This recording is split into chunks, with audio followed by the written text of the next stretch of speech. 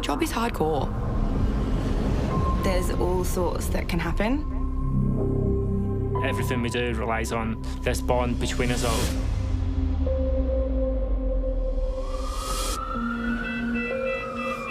Just slow down. No. You're okay, you're okay. You have to be comfortable in high-stress situations. Save a life, and you're a hero. You're in the hospital. How much? Do you want to tell me what drugs you want to win? Save 100, you're a nurse. In Australia, 1 in 10 nurses hails from the United Kingdom. It's a bloody good job. It's so good. Big deep breath in. Through their eyes, you'll see life. Push. Good girl. Death. Unfortunately, we can't save her.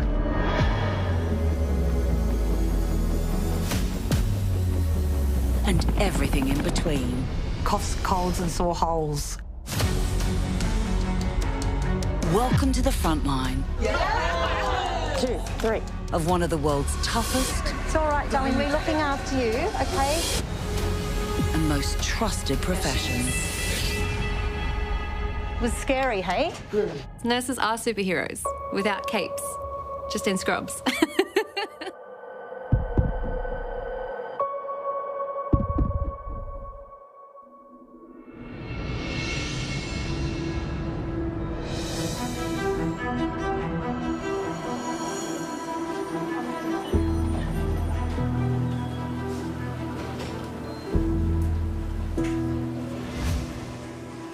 St Vincent's Hospital has one of the leading heart and lung transplant clinics in the world. There are currently 75 people in Australia on the wait list for a donor heart.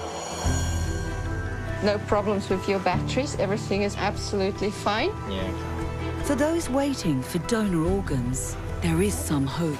No pain. A battery-operated artificial heart pump.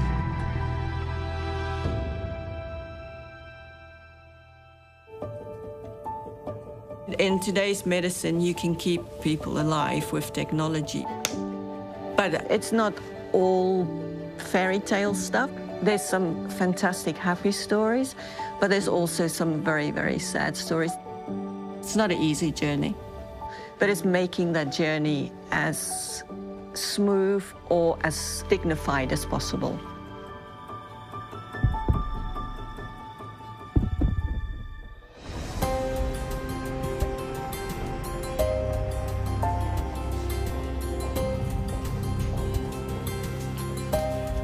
My name is Desiree, and I'm the clinical nurse consultant for mechanical circulatory support, or in layman's term, you can call them artificial hearts. Desiree is one of only a few mechanical heart specialist nurses in the world. And today, she is visiting a patient who has been in the hospital for 8 months. The patient knows he needs a transplant. He's got advanced heart failure. He's running out of options, that's the truth. Morning, Ali. How are you? Good, thank you. So you understand that you need a heart transplant? Yes, I understood. And that's our ultimate goal, where we need to go. Because currently you're bedbound, you can walk very little, you're attached to the drips. With heart donors in short supply, Ali needs time. Desiree explains how an artificial heart could work while he waits for a transplant. Well, it won't take over, but it will support your heart function. So it's a little pump that we implant in the heart. So you've got 2 batteries and the controller. That's what it looks like. I think most people are quite surprised that these mechanical hearts actually exist. It's amazing engineering and technology. It's a battery-run pump that's implanted into the heart, that takes blood from the heart, deposits it back into the aorta, and then the blood circulates around the body. But at the age of 64 and already suffering heart failure, the operation will be risky. It's major cardiac surgery to get this done. It's the same nearly as a transplant. This is what the little pump looks like. Yeah.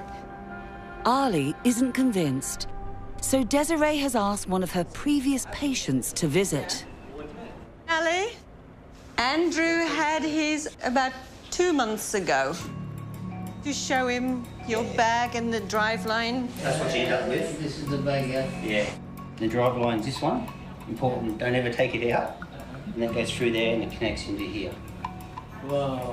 Just a little tiny hole. Just got to keep it clean and all that. Oh, you're feeling 100% better. Wow.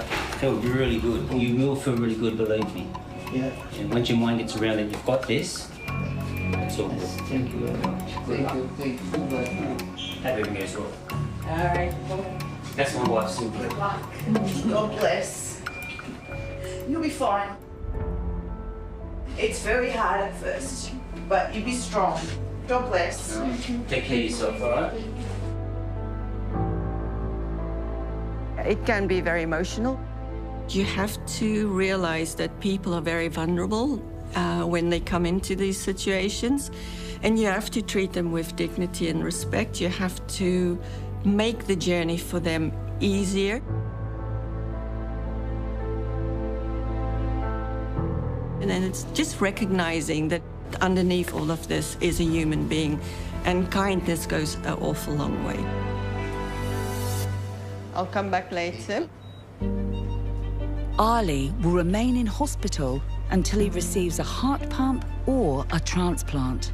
So we don't know how long he's going to wait for a transplant. And eventually we'll get to a point where he may not even be suitable for a transplant anymore. He is at the end of the road. Now it's just a waiting game.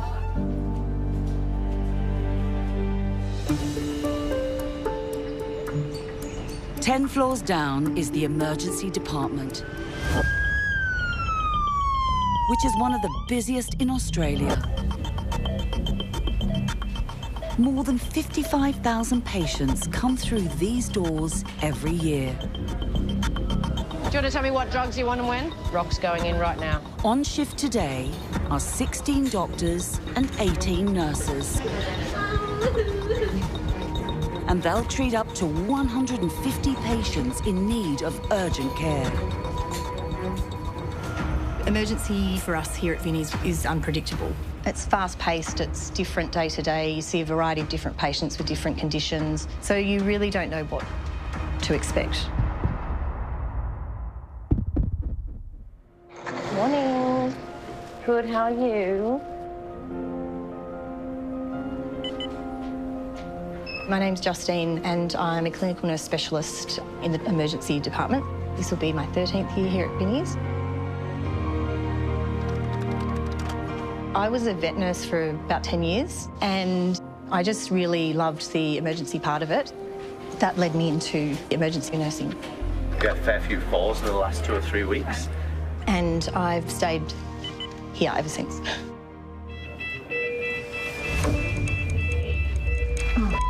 That's in CT. CT. CT? The code blue is an alarm that sounds to alert teams to come and assist in an arrest situation where a patient deteriorated rapidly.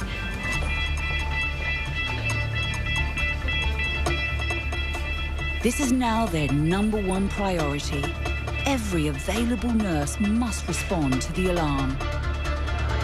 The patient has had a severe allergic reaction to the injection of contrast dye during a medical imaging procedure. He's now in anaphylactic shock and going downhill rapidly. Do you want me to grab a bed to take me back in? Just giving some intramuscular adrenaline. Anaphylaxis causes life-threatening sort of airway swelling, rapid and severe drop in blood pressure. So if not treated immediately, it can be life-threatening and progress to shock and death.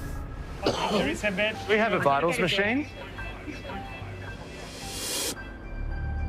Emergency nurses learn to function in really stressful situations. You're entirely focused on your role. This is crucial to saving the life of the person in front of you. You're all right, mate. You're okay. We're just giving you adrenaline. It's going to feel weird, all right? You're okay. For this gentleman, treatment is keep him lying down, maintain his airway and administer adrenaline as soon as possible. We're giving you some adrenaline. You're okay. Just let us take care of you, all right? Okay. We've given you some adrenaline. Adrenaline should stop the swelling of his airways. It's okay. You're okay. You're okay. It's all right, sweetheart. Just Try to stay lying down. Just roll over. We're going to get you on. Yeah, he wants him on his side. No. Just stay down. No. It's all right, darling. We're looking after you, okay? We're looking after you. Adrenaline going inside, okay? If the adrenaline doesn't kick in immediately, the consequences could be fatal. Get you on.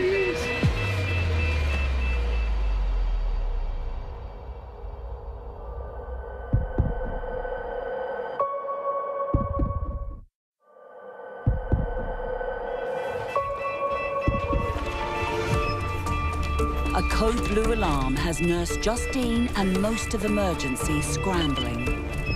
A patient is in anaphylactic shock in the medical imaging room and can't breathe. It's all right, darling. We're looking after you.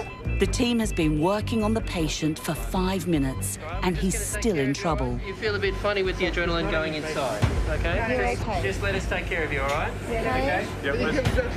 It's all right, sweetheart. Just Try to stay lying down. Just roll over. We're going to get you on. Yeah, he wants him on his side. No. Just stay down. No. It's all right, darling. We're looking after you, okay? We're looking after you. Any patients that are in those situations, it'd be really scary. There's doctors and nurses everywhere. There's equipment going on them. There's alarms beeping. But it's important to not forget there's a person there who's probably petrified. It's all right, darling. We're looking after you. Finally, the adrenaline kicks in. We're going to get you across onto this other bed, okay, mate? Just stay still for me. We're going to look after you, all right? Sometimes the best thing you can do is hold the hand, listen. It's a very highly emotional area, emergency department. We're just going to get you round to check you out, okay? Just stay lying down for us because we're moving the bed now, okay? You're okay, you're okay. Yeah, you're good. It was scary, hey? Yeah. You're okay, you're okay. You're fine, you're fine. Thanks to the medical staff's quick response, the patient can now breathe again. We're just going to connect you to our gizmos. But he needs to be closely monitored in one of the resuscitation bays in emergency. We will call your son and we'll tell him that you are fine, all right? Yes, everything is good. There is nothing to worry about. You know, the response to any emergency is tools down and we go to that patient who's critically unwell. Obviously, and he was very unwell. He's much more stable now. Emergency is not a place you want to end up. So if I can, you know, help someone have a bit of a better time while they're here, then that feels good, so.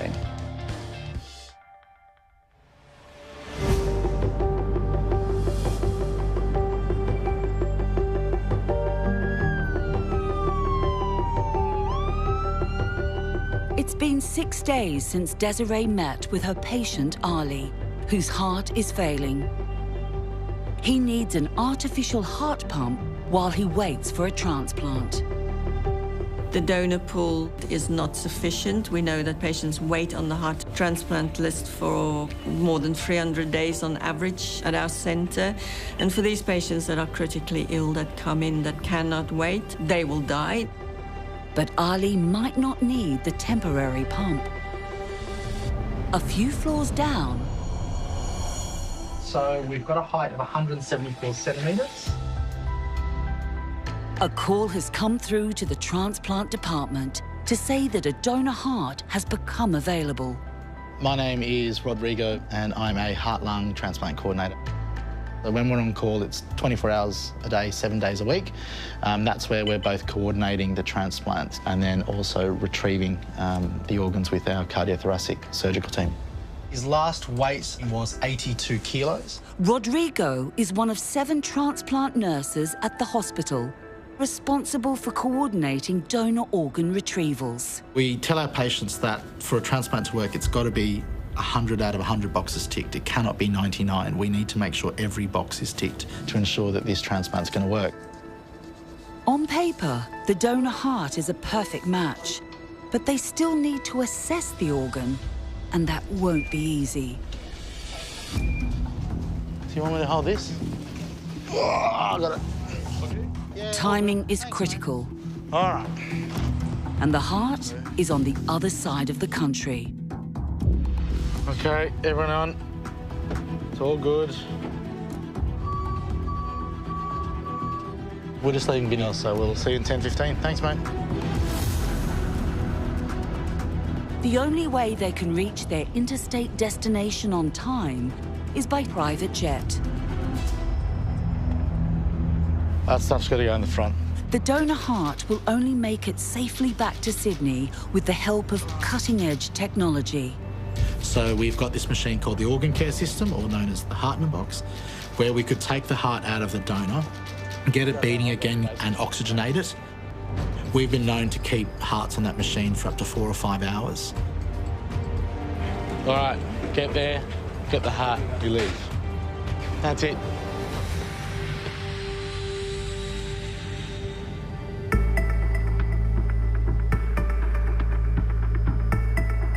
The recipient is Ali. It's frail, so they decided to just go straight to transplant. The timings for this donor, we landed about 3:30, 3:40 to get to the hospital approximately 4 a.m. to withdraw at 5 a.m. As a transplant coordinator, we try not to get too emotionally involved in the organ donation. We're there just to do a job and do it well and bring that organ back safely for our recipients. But we do know that every organ is precious. Every donor family, even more precious. Without them, we're not able to do the job we do, so they're the real heroes.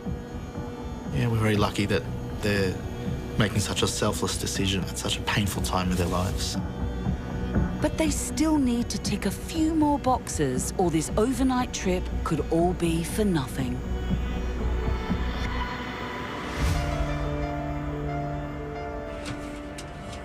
Thank you. We know that the heart's okay on paper, but we still need to physically inspect it to make sure it's suitable. We generally like to wait until we're utterly sure we're going to use these organs. There's been 1 or 2 cases where our patients have gone to sleep and woken up without a transplant. So we would be wanting to wait until we're 100% certain that the organs are viable. All right, everyone got everything? We're going to head now to the hospital. So at the moment, every minute counts. Still fingers crossed.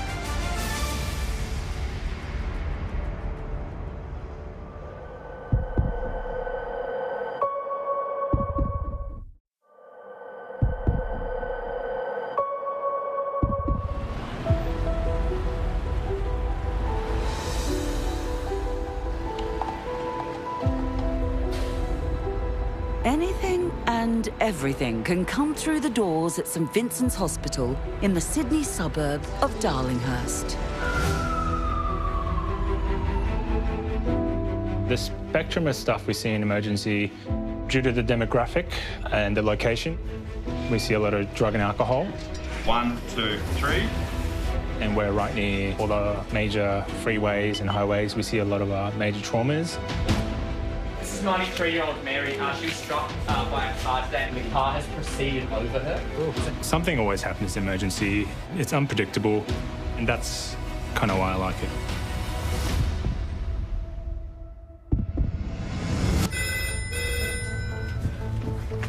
St Vincent's emergency. A call has come in that paramedics are en route with a critical patient. St Vincent standby for 420. We are coming to you with a 40-year-old male from the Surrey Hills area. The patient has fallen from standing height, hit head and had seizure activity. St Vincent's copy clear.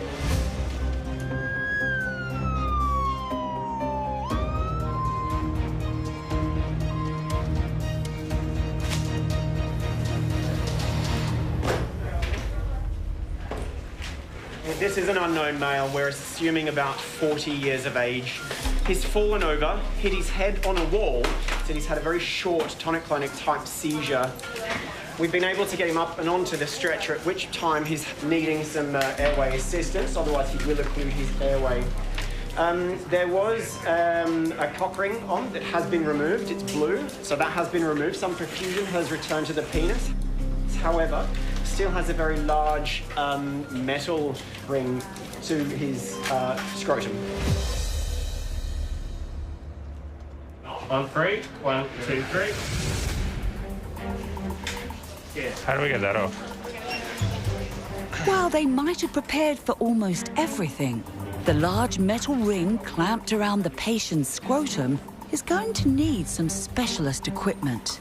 India, we're going to need police rescue for cutting off our metal thing. Sure, I'll give them a call now. Please and thank you.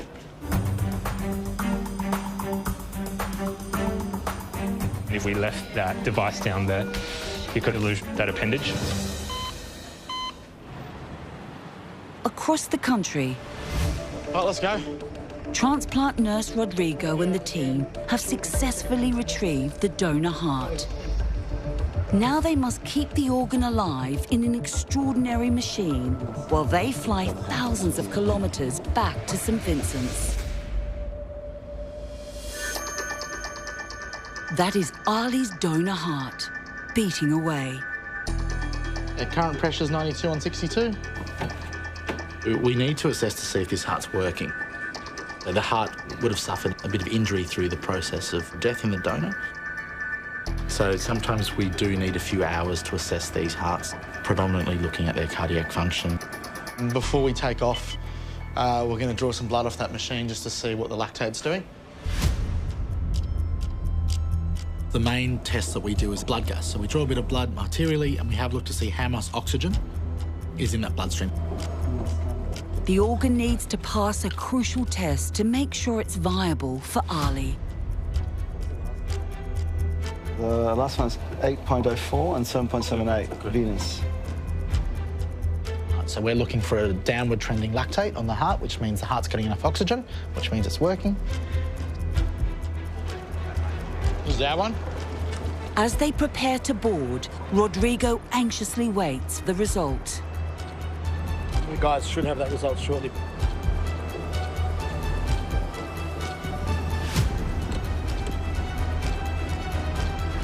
How's the lactate? Coming down. Good. It's passed the test. They're good to go. It's Rod. Just letting you know, we're just loading the plane up now. So we're looking to land in Sydney at about 9:15. So we'll be back around 9:30, depending on traffic.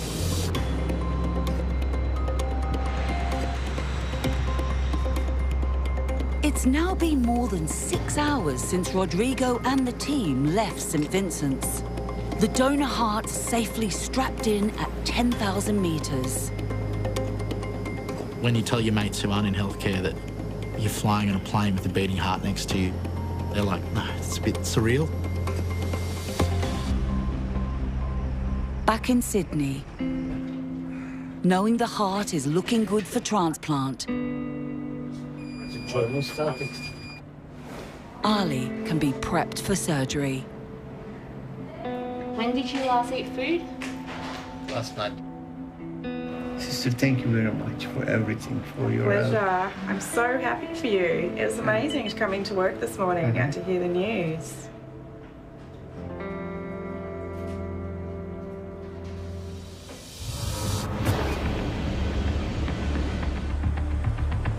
Back in Sydney, the next challenge is to battle the morning rush hour.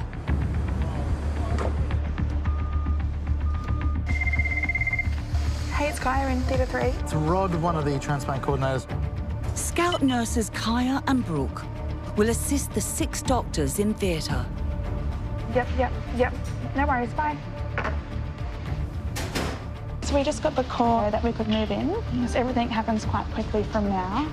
1, 2, 3.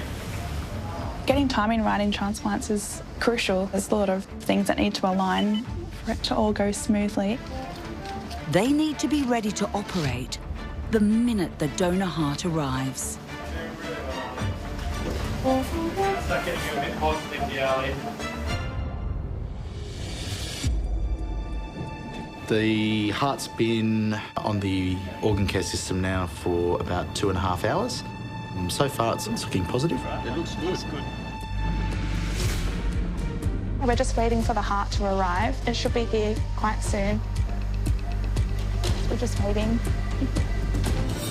But traffic is at a standstill. Hopefully it's good by the time we get the base.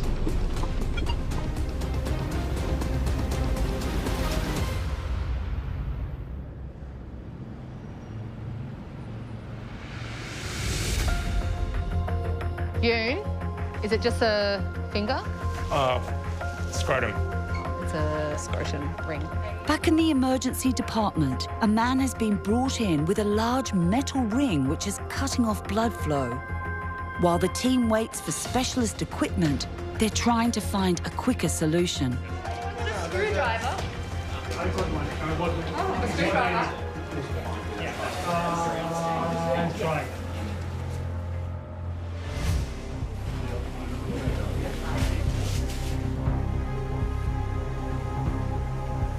The screwdriver doesn't work. Just going to get that. But an Allen key might do the job. Thank you.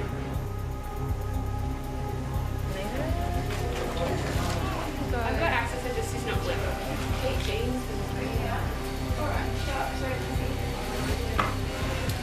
Perfect.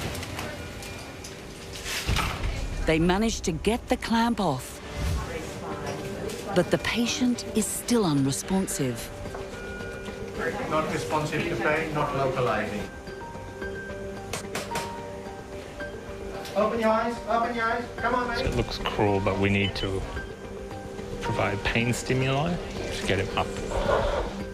They need the man to wake up and breathe on his own. They're just trying to prevent intubation. It's never good to tube someone, because if you intubate someone, it causes a lot of airway trauma, and there's a lot of complications like aspiration, pneumonia, and things down the track that the team doesn't want. Open your eyes, come on, mate. Open your eyes, we'll leave you alone. Come on. After initial concerns that the patient may have suffered a head injury after a fall, so flat. Nurse Yoon now suspects he may be under the influence of drugs.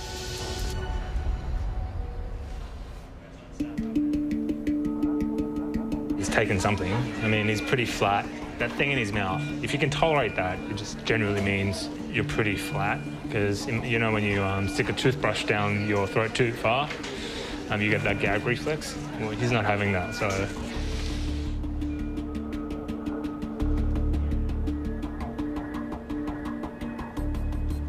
Still the same, pretty flat. Oh, hey! Right. Hey! Woo! Hey, it's okay. It's okay. You're in hospital, okay? Yeah? Okay? You're in a safe space. I'll pull this out. Stay in bed. Take a deep breath for us. Take a deep breath. What happened?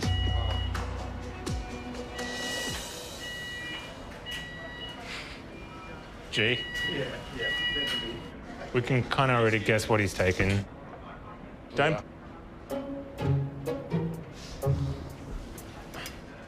Yeah.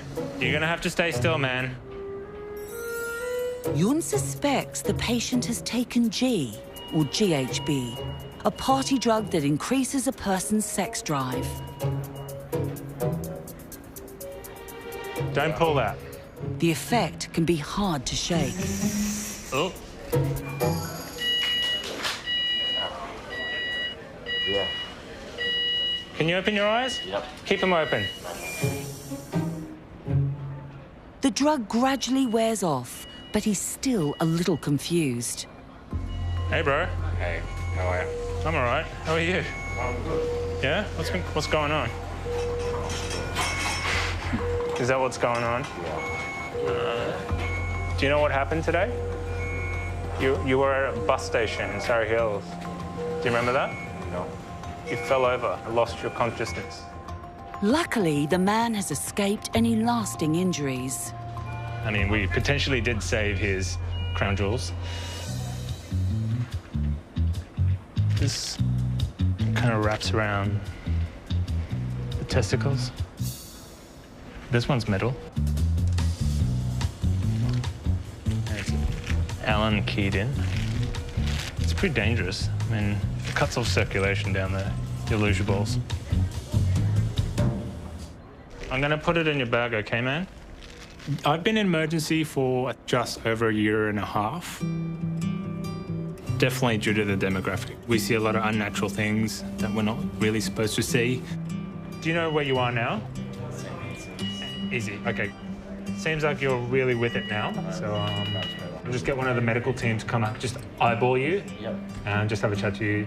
I think as an emergency nurse, you do need the ability to empathise to someone, otherwise you just can't give them the care that they need.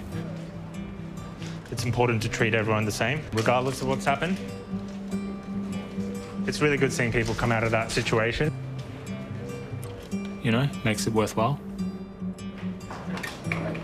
All right, see you, mate.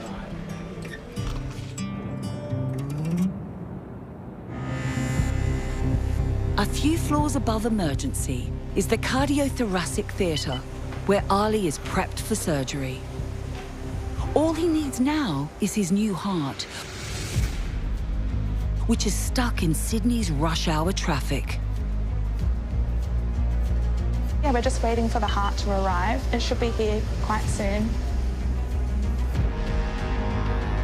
After a 25-minute delay, the heart is on the move once again.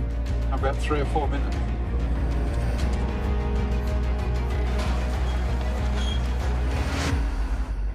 All right, let's go.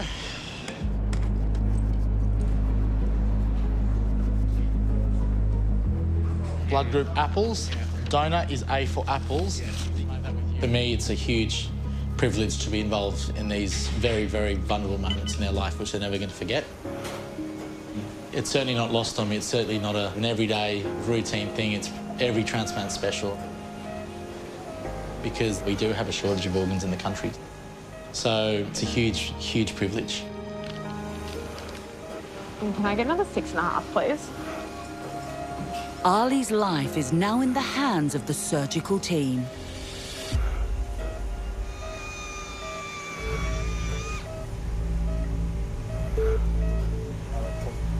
Hold up. So at the moment on the table, they're just dissecting the native heart out. So then there'll be a transition between the two. Every transplant surgery carries risks. These patients are really, really sick prior to coming to the theatre. What do you say? Well, as nurses, we want to do our best to prevent complications, and some of them are out of our control. But we need to sort of know worst case scenario so we can anticipate that. Get the heart ready. Get the heart ready, all right. Ali's diseased heart is removed.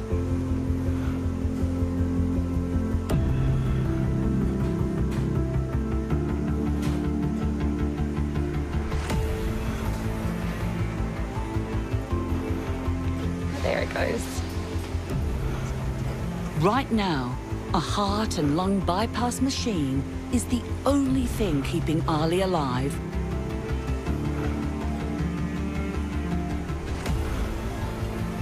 So the heart's on the rig at the moment, so they're able to start pulling the heart down and deliver cardioplegia, which will start to arrest the heart.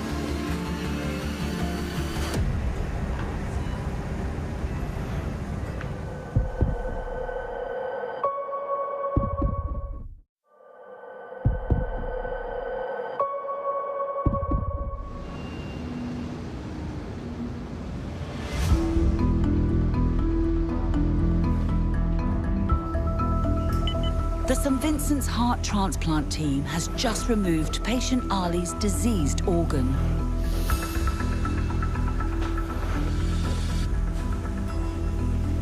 There it goes. In preparation for his new donor heart.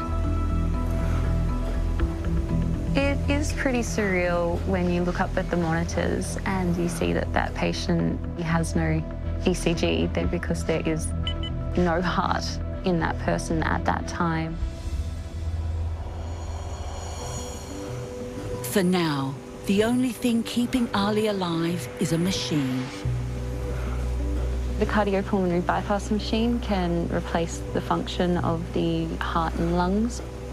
It drains the deoxygenated blood through the vena cava, and then it warms and oxygenates the blood and then pumps it back in through the aorta. So you get circulation to the rest of the body without the need for a heart or lungs. Ali's new donor heart is finally wheeled into theatre.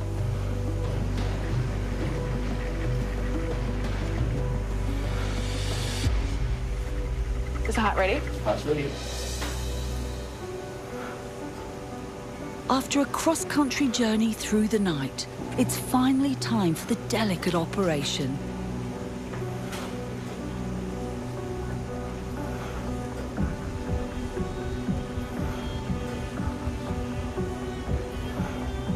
Can I get another 4 long, please? Scout Nurse Brooke understands the life-changing value of organ donation more than most. Just before I started at St Vincent's, my friend became a donor. +2. She was a world champion water skier and she was killed doing the bridge to bridge on the Hawkesbury. Then she donated her organs. Seeing the other side of that, where those organs get utilised and provide people with a lot of life and quality of life, it's actually very comforting. It takes 90 intense minutes to connect Ali's new heart. Now it's time for the moment of truth. In cars, do they have a pacing box? They do.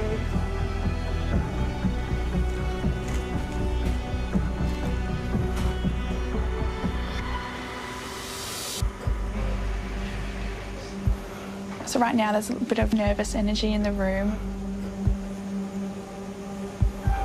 Waiting to see the heartbeat is the most important part of the surgery. So everyone's just waiting with anticipation.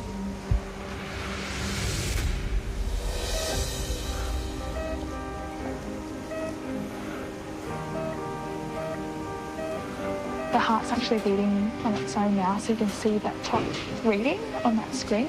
That's the heart beating. Yeah, it's an incredible thing. It's very powerful to be involved in. Yeah, it's quite unreal, really.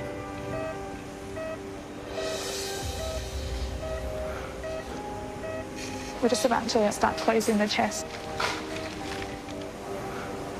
It's all going really well. Yes, the bypass machine, that's about to leave, so that's always a good sign.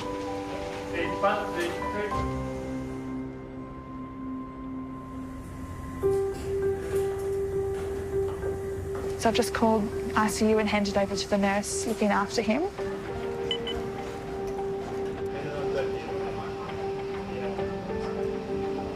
So we'll transfer the care to the nurses out there and his journey will continue. But Ali's recovery is only just beginning. His body could still reject the new heart. At the moment, we take it hour by hour because there's a very high chance of him bleeding. The coming days will be critical to his survival. It's taken the transplant team 9 months to get him here, so he's being closely monitored. The contribution nurses make to the whole healthcare journey of patients is tremendous. I'm very privileged to work in a fantastic team. I see really debilitating illnesses affecting people.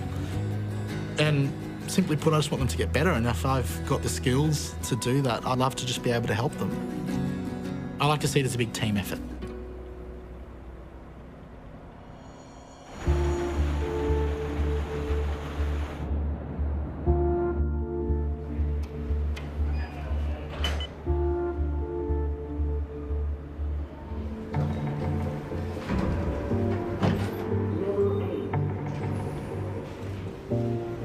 So we're just going to go up to level 10 north to see Ali, just to see how he's going.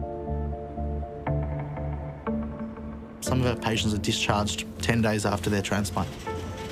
On the flip side, sometimes in nursing, you don't see quick progress.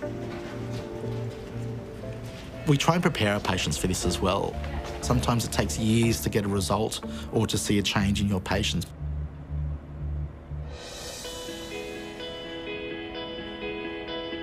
Hi, Ali. How you going, mate? Hi, good, thank you. I know it's been quite a number of weeks now since the transplant. Compared to your old heart, how does it feel with the new heart? I feel much better with the new heart. Yeah. How's your breathing? My breathing is excellent. Yeah. More energy? More energy. Able to do more? Yes, yes. Okay, no worries. Yeah. Good, good. Before I became very tired, now I'm not. I feel every day much better. I am very lucky you put me on the list. Yep. And then we received after 1 week new heart. Yeah. I was very lucky. Thank you very much for your help. It's our pleasure. Yeah. Doctors say that in a week or two, maybe rehab across the road. Yes. To be able to strength.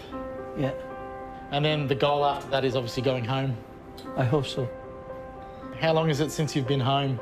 So 9 months. 9 months? Yeah. And what's the one thing you're really looking forward to? I want to have my dinner with my family together. Yeah. I miss my home too much. Yeah. The family that they donated the heart for me, I thank you very much to them. They rescued my life. I was born new. I feel myself newborn. Yeah. The nurses, they are like angels. I am very thank you for the team.